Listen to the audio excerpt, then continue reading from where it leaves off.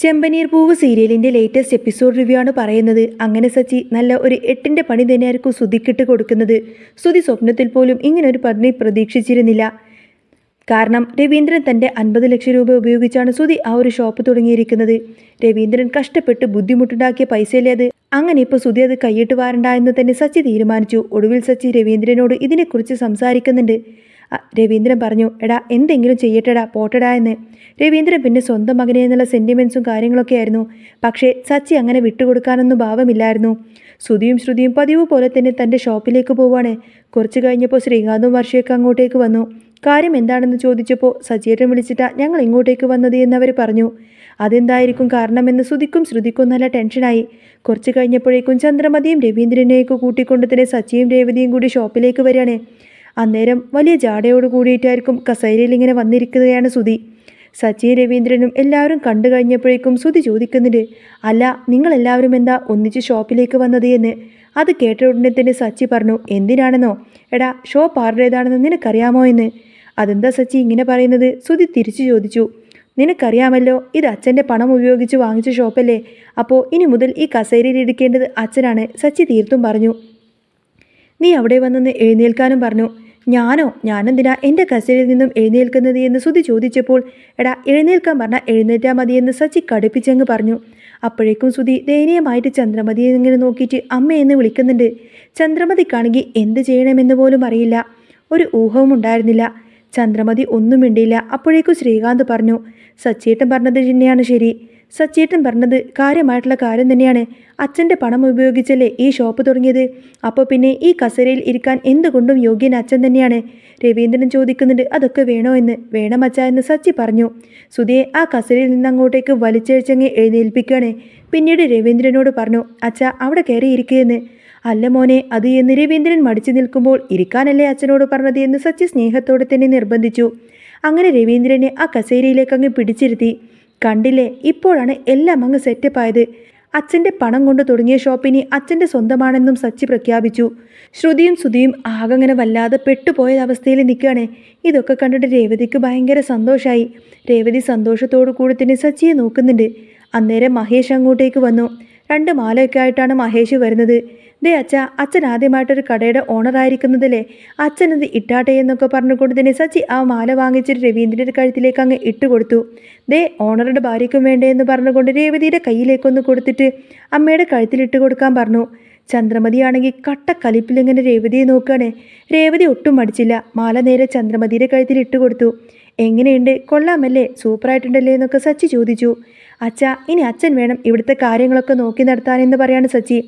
അല്ലടാ മോനെ, അത് പിന്നെയെന്ന് രവീന്ദ്രൻ പറഞ്ഞു തുടങ്ങുമ്പോഴേക്കും, ഞാനും അച്ഛനും നോക്കിയാൽ മതി. ഇവൻ വേണമെങ്കിൽ ഇവിടെ നിന്നോട്ടെ. സുധി ഒരു ജോലിക്കാരനായിട്ട് ഇവിടെ ഇരുന്നാൽ മതി. അച്ഛൻ്റെ പണം ഉപയോഗിച്ചു തുടങ്ങിയ ഷോപ്പിൻ്റെ ഓണർ അച്ഛനാണ്. അത്രയും മതിയെന്ന് സച്ചി കടുപ്പിച്ചങ്ങ് പറഞ്ഞു. പക്ഷേ സുധിക്കും ശ്രുതിക്കും ഇതൊട്ടും തന്നെ ഇഷ്ടപ്പെടുന്നുണ്ടായിരുന്നില്ല. ഈ സമയത്താണ് അങ്ങോട്ടേക്ക് അഭിലാഷ് സാറ് വരുന്നത്. ഇൻ്റർനാഷണൽ ഡീലർഷിപ്പും കാര്യങ്ങളൊക്കെ സുധിക്ക് കൊടുത്തത് ഇദ്ദേഹമാണ്. അയാൾ അങ്ങോട്ടേക്ക് വരുന്നത് കണ്ട് ശ്രീകാന്ത് പറഞ്ഞു, എടാ സുധി, ദേ അഭിലാഷ് സാറ് വരുന്നു എന്ന്. അഭിലാഷ് സാർ ഇങ്ങോട്ടോ എന്ന് ചോദിച്ചു കൊടുത്തതിന് സുധി ഒന്ന് ഞെട്ടി. കാരണം രവീന്ദ്രനാണ് ഓണറുടെ ചെയറിലിരിക്കുന്നത്. പെട്ടെന്ന് സുധിക്കാകെ ടെൻഷനായി. സുധി ഓടിപ്പോയി രവീന്ദ്രനോട് പറഞ്ഞു, അച്ഛാ ആകെപ്പാടെ പ്രശ്നമാണ്. ദേ അഭിലാഷ് സാർ വരുന്നുണ്ട്. സച്ചി പറയുന്നുണ്ട്, വരട്ടെടാ. അതിപ്പോൾ എന്താണെന്ന്. അയ്യോ, എന്നാലും അവർ വന്നിട്ടുണ്ടെങ്കിൽ താനല്ല ഓണർ എന്ന കാര്യങ്ങളൊക്കെ അറിയോ. തൻ്റെ കള്ളത്തരങ്ങളൊക്കെ പുറത്തു വരുമോ എന്ന ചിന്തയായിരുന്നു സുധിയുടെ മനസ്സിൽ. ആ സമയത്ത് തന്നെ സച്ചി ഭയങ്കര കൂളായിട്ട് അവിടെ നിൽക്കുകയാണ്. അന്നേരം അഭിലാഷ് സാർ അകത്തേക്ക് കയറി വന്നു. അയാൾ സുധിയോട് സംസാരിക്കാൻ തുടങ്ങിയപ്പോഴാണ് രവീന്ദ്രൻ ആ ഒരു ചെയറിലിരിക്കുന്നത് കണ്ടത്. ആഹാ, ഇത് കൊള്ളാലോ, കുടുംബക്കാർ മുഴുവനുണ്ടല്ലോ എന്ന് അദ്ദേഹം പറഞ്ഞു. സുധി പരിങ്ങിക്കൊണ്ട് പറഞ്ഞു, അത് പിന്നെ അവരെന്നെ കാണാൻ വേണ്ടി വന്നതാണ് എന്നൊക്കെ. സുധിക്ക് ഭയങ്കര പേടിയായിരുന്നു. സച്ചി എങ്ങാനും താൻ പണം അടിച്ചു മാറ്റിയിട്ടാണ് ഈ ഷോപ്പ് എടുത്തത് എന്ന കാര്യം പറഞ്ഞു കൊടുക്കുമോ എന്നൊക്കെ ചിന്തിച്ചിട്ട്. ആ സത്യം പറഞ്ഞു കഴിഞ്ഞാൽ വലിയ ഡീലർഷിപ്പൊക്കെ തന്ന അഭിലാഷ് സാർ അതൊരിക്കലും സഹിക്കില്ല. തൻ്റെ വിശ്വാസം പോകുമെന്നൊക്കെ സുധി ആകെ പേടിച്ചു. കഷ്ടകാലത്തിന് ആ സമയത്താണ് സബ് ഡീലേഴ്സ് അങ്ങോട്ടേക്ക് വരുന്നത്. 3-4 പേരുണ്ട്. അവർ വന്നതിന് പിന്നിൽ ഒരു കാരണമുണ്ടായിരുന്നു. സുധി അവരുടെ കയ്യിൽ നിന്നൊക്കെ അഡ്വാൻസ് പേയ്മെൻറ്റ് വാങ്ങിച്ചിട്ടുണ്ടായിരുന്നു. പക്ഷേ അവർക്ക് പ്രോഡക്റ്റ്സ് ഒന്നും ഇതുവരെ കൊടുത്തിട്ടില്ല. അവരെ കണ്ടപ്പോൾ സുധി അങ്ങോട്ടേക്ക് ചെന്നു. അവർ സുധിയെ ചോദ്യം ചെയ്യാൻ തുടങ്ങി. എന്താ സുധി ഇത്? സുധിയെ വിശ്വസിച്ച് ഞങ്ങൾ അഡ്വാൻസ് ഒക്കെ തന്നതല്ലേ, ഞങ്ങൾക്ക് ഇതുവരെയായിട്ടും പ്രോഡക്റ്റ്സ് ഒന്നും കിട്ടിയില്ലല്ലോ. നിങ്ങൾ എന്ത് പരിപാടിയായി കാണിക്കുന്നത്? അവർ ചോദിച്ചു. അപ്പോഴേക്കും ശ്രുതി പറഞ്ഞു, അല്ല സാറേ, അത് പിന്നെ നമുക്ക് സംസാരിക്കാം, ഇപ്പം നിങ്ങൾ പോവൂ എന്ന് പറയും. വേണ്ട വേണ്ട, കൂടുതലൊന്നും സംസാരിക്കാനില്ല, ഞങ്ങൾക്ക് ഞങ്ങളുടെ പണം കിട്ടണം, അല്ലെങ്കിൽ പ്രോഡക്ട്സ് കിട്ടണമെന്ന് തന്നെ പറഞ്ഞ് അവർ ബഹളം വെച്ചു. ഇതൊക്കെ കേട്ടുകൊണ്ടാണ് അഭിലാഷ് സാർ അങ്ങോട്ടേക്ക് വരുന്നത്. എന്താ ശ്രുതി കാര്യമെന്ന് അദ്ദേഹം തിരക്കി. ശ്രുതി ആകെപ്പാടങ്ങ് പെട്ടുപോയി. തൻ്റെ ചതിയൊക്കെ തിരിച്ചറിയുമോ എന്നൊക്കെ പേടിച്ചു കൊടുത്തിട്ട് ശ്രുതി പറഞ്ഞു, ഏയ് ഒന്നുമില്ല സാറേ, ഇതൊക്കെ ഞാൻ മാനേജ് ചെയ്തോളാമെന്ന്. അപ്പോഴേക്കും വന്നവരിൽ ഒരാൾ പറഞ്ഞു, എന്തൊന്നുമില്ല എന്ന്. എൻ്റെ സാറേ, ഞങ്ങളുടെ കയ്യിൽ നിന്നും പണം വാങ്ങിച്ചിട്ട് പ്രോഡക്റ്റ്സ് തരാമെന്ന് പറഞ്ഞു. അഡ്വാൻസ് പേയ്മെൻറ്റ് നടത്തിയിട്ട് ഇതുവരെ സാധനവും കിട്ടിയിട്ടില്ല, പൈസയും തരുന്നില്ല. ഇത് കേട്ടപ്പോൾ അഭിലാഷ് സർ സുധീര് നീർക്കങ്ങ് തിരിഞ്ഞു. എന്താ സുധി കാര്യമെന്ന് ചോദിച്ചു. അല്ല സാറേ, അത് പ്രോഡക്റ്റ്സ് കൊടുക്കാൻ പറ്റില്ല എന്ന് സുധി പരുങ്ങിക്കൊണ്ട് പറഞ്ഞു. അഭിലാഷ് സാറിന് മനസ്സിലായി സുധി എന്തോ കള്ളത്തരം കാണിച്ചു എന്ന്. ഉടനെ അദ്ദേഹം പറഞ്ഞു, ഞാനാണ് ശ്രുതിക്ക് ഇൻ്റർനാഷണൽ ഡീലർഷിപ്പ് കൊടുത്തത്. ജപ്പാനിൽ നിന്നും സാധനങ്ങൾ വരാൻ കുറച്ച് ലേറ്റായി, അതുകൊണ്ടാണ് നിങ്ങൾ സാധനങ്ങൾ കിട്ടാത്തത്. വൈകാതെ തന്നെ അത് നിങ്ങളുടെ കയ്യിലെത്തും, അപ്പോൾ തരാമെന്ന് പറഞ്ഞ് അവരവിടെ നിന്നും പറഞ്ഞു വിട്ടു. അങ്ങനെ അവർ പോയി കഴിഞ്ഞപ്പോൾ അഭിലാഷ് സാർ നേരെ സുധീരെ നേരെ അങ്ങ് തിരിഞ്ഞു. എടാ, എന്താ സുധി ഇത്? നിങ്ങൾ അവരുടെ കയ്യിൽ നിന്ന് പൈസ വാങ്ങിയോ എന്ന് ചോദിച്ചു. എന്നിട്ട് എനിക്ക് പൈസ ഇട്ട് തന്നിട്ടുണ്ടല്ലോ എന്നും. പ്രോഡക്ട്സിൻ്റെ പൈസ കൊടുക്കാതെ തുടങ്ങിയാൽ പിന്നെ അയാൾ ചോദ്യം ചെയ്യുമല്ലോ. അന്നേരം സുധി പറയുന്നുണ്ട്, അല്ല സാറേ, അത് പിന്നെ. ഓ, അപ്പോൾ ഇപ്പോഴാണ് തുടങ്ങിയത്? നിങ്ങളൊരു കള്ളനാണല്ലേ എന്ന് ചോദിച്ചുകൊണ്ട് തന്നെ അഭിലാഷ് സാർ സുധിയെ ഇങ്ങനെ കുറ്റപ്പെടുത്താൻ തുടങ്ങി. വാങ്ങിച്ച പണം എവിടെയെന്ന് അദ്ദേഹം ചോദിച്ചു. ശ്രുതി ഉത്തരം മുട്ടി നിൽക്കുന്ന സമയത്തിന് രവീന്ദ്രൻ അതിൽ ഇടപെട്ടു. സാറേ, ഞാൻ കാര്യം പറയാം, ഇവനൊരു വീടിന് അഡ്വാൻസ് കൊടുത്തതായിരുന്നു. പക്ഷേ ആ വീട് കൊടുക്കാമെന്ന് പറഞ്ഞവർ ഇവനെ പറ്റിച്ചിട്ട് പോയി. രവീന്ദ്രൻ പറഞ്ഞു. ഇത് കേട്ടപ്പോൾ അഭിലാഷ് സാർ പറയുന്നുണ്ട്, ശ്രുതി, നീ ഇത്രക്ക് മണ്ടനാണോ? ബിസിനസ് സ്റ്റാർട്ട് ചെയ്യുന്ന സമയത്ത് ആ പൈസ ഉപയോഗിച്ച് വീട് വാങ്ങാൻ പോവാണോ? ബുദ്ധിയുള്ളവർ ആ പണം ബിസിനസ് ഡെവലപ്പ് ചെയ്യാനല്ലേ നോക്കേണ്ടത്? അങ്ങനെ ചോദിച്ചുകൊണ്ട് തന്നെ ശ്രുതി കുറേ അങ്ങ് ചീത്ത പറയാണ്. അപ്പോഴേക്കും സച്ചി ഇടപെട്ടു. സാറേ, കാര്യങ്ങളൊക്കെ ഞാൻ പറയാമെന്ന് പറഞ്ഞ് നടന്ന കാര്യങ്ങളൊക്കെ വള്ളി പുള്ളി വിടാതെ സച്ചി അങ്ങ് തുറന്നു പറഞ്ഞു. വിശ്വനാഥന് പണം കൊടുത്തതും അയാൾ മുങ്ങിയതും 30 ലക്ഷം പോയതുമൊക്കെ സച്ചി തുറന്നു പറഞ്ഞു. ശ്രുതി ഇവിടെ തെറ്റൊന്നും ചെയ്തിട്ടില്ല, അയാളെ വിശ്വസിച്ചു പോയതാണെന്നൊക്കെ സച്ചി ശ്രുതിയെ ന്യായീകരിച്ചുകൊണ്ട് സംസാരിച്ചു. കാരണം ഒരു കാരണവശാലും ഈ ഒരു ഡീലർഷിപ്പ് നഷ്ടപ്പെടാൻ പാടില്ല. ഡീലർഷിപ്പ് പോയാൽ ശ്രുതിക്ക് വലിയ പണിയായിരിക്കും. ഒടുവിൽ സച്ചി പറഞ്ഞത് കേട്ടപ്പോൾ അഭിലാഷ് സാറിന് കാര്യം മനസ്സിലായി. സച്ചി പറഞ്ഞത് കൊണ്ട് മാത്രം തൽക്കാലത്തേക്ക് ഈ ഡീലർഷിപ്പ് ശ്രുതിക്ക് തന്നെ ഇരിക്കട്ടെ എന്ന് അദ്ദേഹം സമ്മതിച്ചു. ശ്രുതിയും ചന്ദ്രമതിയും ശ്രുതിയുമൊക്കെ എന്ത് ചെയ്യണമെന്നറിയാതെ പരസ്പരം ഇങ്ങനെ നോക്കി നിൽക്കുകയാണ്. പണി കിട്ടിയെന്ന് അവർക്ക് മനസ്സിലായി. സച്ചിയും രവീന്ദ്രനൊക്കെ പറഞ്ഞതുകൊണ്ട് മാത്രമാണ് ഈ ഒരു ഡീലർഷിപ്പ് അവർക്ക് തിരിച്ചു കിട്ടിയത്. എത്രയും പെട്ടെന്ന് തന്നെ പണം റെഡിയാക്കണമെന്ന് ഉപദേശിച്ചുകൊണ്ട് തന്നെ അഭിലാഷ് സാർ അവിടെ നിന്ന് പോയി. പിന്നീട് എല്ലാവരും കൂടി വീട്ടിലേക്ക് വന്നു കഴിഞ്ഞപ്പോൾ ശ്രുതി അങ്ങ് പൊട്ടിത്തെറിച്ചു. എടാ, നിനക്കിതിൻ്റെയൊക്കെ വല്ല ആവശ്യമുണ്ടായിരുന്നോ? നീ എന്തിനാ എല്ലാവരും കൂട്ടിയിട്ട് നേരെ കടയിലേക്ക് വന്നത് എന്നൊക്കെ ചോദിച്ചു കൊടുത്തിന് ശ്രുതി സച്ചിയെ കുറേ അങ്ങ് ചീത്ത പറയാൻ തുടങ്ങി. അന്നേരം ശ്രീകാന്ത് പറഞ്ഞു, ശ്രുതി, നീ എന്താ ഈ പറയുന്നത്? ഞങ്ങളൊക്കെ വന്നതുകൊണ്ടാണല്ലോ അഭിലാഷ് സാർ ഇങ്ങോട്ടേക്ക് വന്നത്. സച്ചി കാരണമാണ് നിനക്ക് ഇപ്പോഴും ആ ഡീലർഷിപ്പ് പോലും തിരിച്ചു കിട്ടിയത് എന്ന്. രേവതിയും വിട്ടുകൊടുത്തില്ല. എൻ്റെ സച്ചിയേട്ടന് അങ്ങനെയുള്ള സ്വഭാവമൊന്നുമില്ല. സച്ചിയേട്ടന് കാരണമാണ് ഇപ്പോൾ ഡീലർഷിപ്പ് പോവാതിരുന്നത്. നിങ്ങളിങ്ങനെ കണ്ണുചോരയില്ലാതെ സംസാരിക്കരുത് എന്ന് രേവതിയും ദേഷ്യപ്പെട്ടു. ആ സമയത്തിന് ചന്ദ്രമതി പറഞ്ഞു, എടി, നീ കൂടുതലൊന്നും സംസാരിക്കണ്ട എന്ന് പറഞ്ഞ് രേവതി ഒതുക്കാൻ നോക്കി. കഴിഞ്ഞ ദിവസം വരെ രേവതിയോട് സ്നേഹം കാണിച്ച ചന്ദ്രമതി വല്ലാതങ്ങ് മാറിയിരിക്കുന്നു. ചന്ദ്രമതി രേവതിയെ ചീത്ത പറയുന്നുണ്ട്. തൻ്റെ അമ്മായിമ്മക്ക് തന്നെ ഇഷ്ടമില്ലാത്തതുകൊണ്ട് ഇങ്ങനെ പറയുന്നതായിരിക്കാമെന്ന് രേവതിക്ക് നന്നായിട്ടറിയാം. ശ്രുതിയോടുള്ള ദേഷ്യം കൊണ്ടായിരുന്നു കുറച്ച് ദിവസം രേവതിയോട് സ്നേഹം കാണിച്ചത്.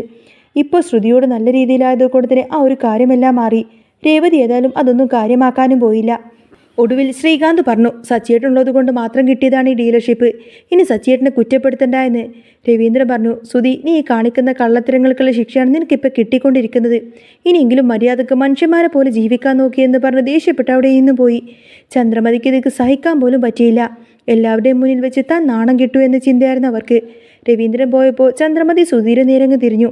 ഒരു കാര്യം ഞാനങ്ങ് പറഞ്ഞേക്കാം, നീ കാരണം ഞങ്ങളെല്ലാവരും നാണം കെട്ട് നിൽക്കുകയാണ്. മര്യാദക്ക് ആ പൈസ അങ്ങ് തിരിച്ചു കൊടുത്തേക്കണം. 30 ലക്ഷം രൂപ എങ്ങനെയെങ്കിലും ആ വിശ്വനാഥനെ കണ്ടെത്തി കൊടുക്കാൻ നോക്ക്. ഇല്ലെങ്കിൽ കട രവിയേട്ടൻ്റെ കയ്യിൽ തന്നെയായിരിക്കും. പിന്നെ എൻ്റെ അടുത്ത് വന്ന് കരഞ്ഞിട്ടൊന്നും കാര്യമില്ല എന്ന് തന്നെ ചന്ദ്രമതി കടുപ്പിച്ച് പറഞ്ഞു. മുൻപ് ചന്ദ്രമതി ഇങ്ങനെ ശ്രുതിയോട് ദേഷ്യപ്പെടില്ലായിരുന്നു. പക്ഷേ ഇപ്പോൾ അവർക്ക് നല്ല ദേഷ്യമാണ്. ശ്രുതിയാണെങ്കിൽ ഇടി വെട്ടേറ്റതുപോലെ ഇങ്ങനെ നോക്കി നിൽക്കുകയാണ്.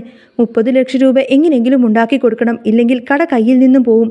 50 ലക്ഷമാണ് കൊടുക്കേണ്ടത് എങ്കിലും 30 ലക്ഷമെങ്കിലും കൊടുക്കാനാണ് ഇപ്പം ചന്ദ്രമതി പറയണത്. ഇല്ലെങ്കിൽ രവിയേട്ടൻ കടയിൽ പോയിട്ട് ഇരിക്കുമെന്നും അവർ വ്യക്തമായി തന്നെ പറഞ്ഞു.